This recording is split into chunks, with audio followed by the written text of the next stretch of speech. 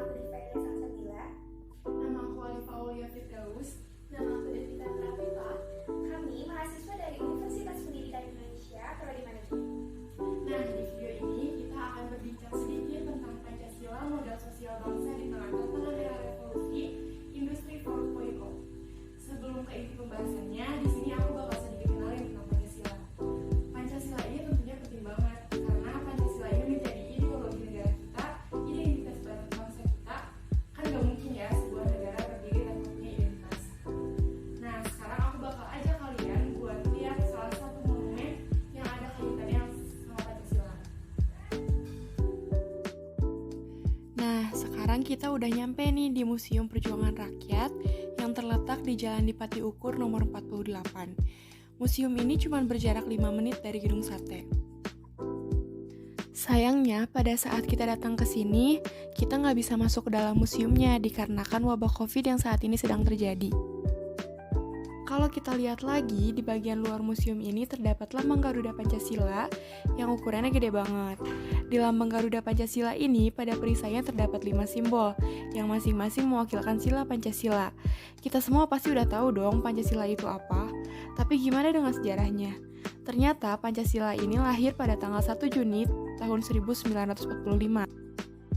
Terbentuknya Pancasila ini bermula dari diskusi panjang yang dilakukan oleh BPUPKI yang pada saat itu dihadiri oleh Muhammad Yamin, Profesor Dr. Supomo, dan Insinyur Soekarno. Ketiga orang tersebut menyampaikan gagasan dasar negara untuk bangsa Indonesia, dan saat itu Insinyur Soekarno menyampaikan gagasan dengan istilah Pancasila. Sebenarnya, sebelum Pancasila yang kita kenal sekarang ini, ada rumusan Pancasila yang terdapat pada Piagam Jakarta. Namun, rumusan ini menimbulkan perdebatan, khususnya pada sila pertama yang hanya mencakup pemeluk agama Islam. Sehingga akhirnya rumusan Pancasila ini diubah dengan rumusan Pancasila yang kita kenal sekarang ini.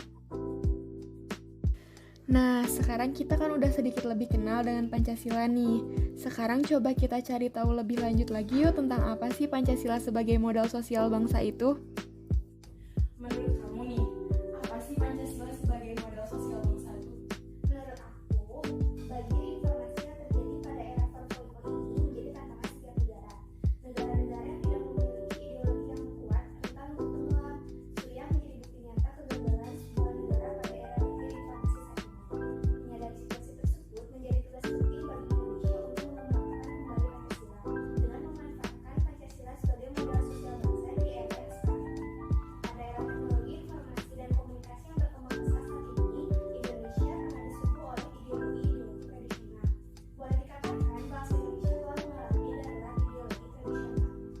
Sebuah ideologi tidak hanya liberalisme barat yang membawa gaya hidup hedonisme, LGBT dan narkoba, tetapi juga ideologi berbasis ekstremisme agama yang telah menyerbu dari berbagai penjuru lewat globalisasi berbagai teknologi. Bahwa era baru yang ditandai dengan masyarakat yang teknologi ini adalah eranya kolaborasi. Seluruh komponen masyarakat juga harus turut serta dalam melaksanakan penanaman nilai-nilai Pancasila. Keluarga juga menjadi inti terpenting dalam upaya menanamkan nilai-nilai Pancasila. Pada era saat ini, keluarga tetap masih memiliki pengaruh terhadap individu.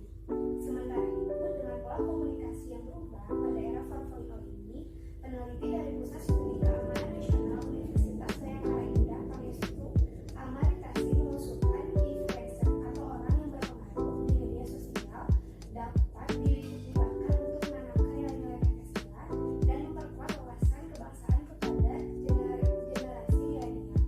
Hal ini karena generasi ini familiar dengan digitalisasi, penggunaan internet dan dipengaruhi oleh media-media sosial. Hal penguatan wawasan kebangsaan, penanaman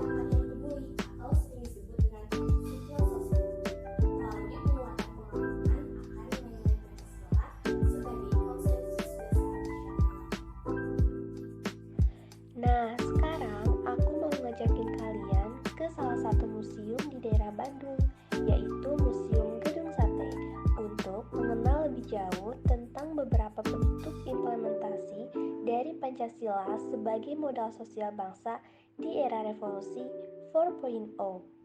Nah, sekarang kita udah masuk di kawasan bagian dalam Museum Gedung Sate. Di bagian luar, kita udah lihat gimana gedung sate ini nampak megah dengan gaya arsitektur Indo-Eropanya. Gak kalah nih sama bagian luarnya. Di bagian dalam dari Museum Gedung Sate pun, di bagian pintu masuk kita udah disambut dengan kolaborasi teknologinya. Ini dia. Di dalam, kita disambut dengan teknologi yang sangat modern. Segala informasi dapat kita temukan dengan mudah dengan fasilitas yang ada. Bahkan saat memasuki ruangan ini dengan kecanggihan yang ada, kita bisa merasakan kondisi sejarah-sejarah bangsa Indonesia secara utuh. Nah, gedung sate ini merupakan contoh implementasi dari bukti sejarah dan teknologi yang bila dikolaborasikan bisa menjadi kemudahan untuk kita.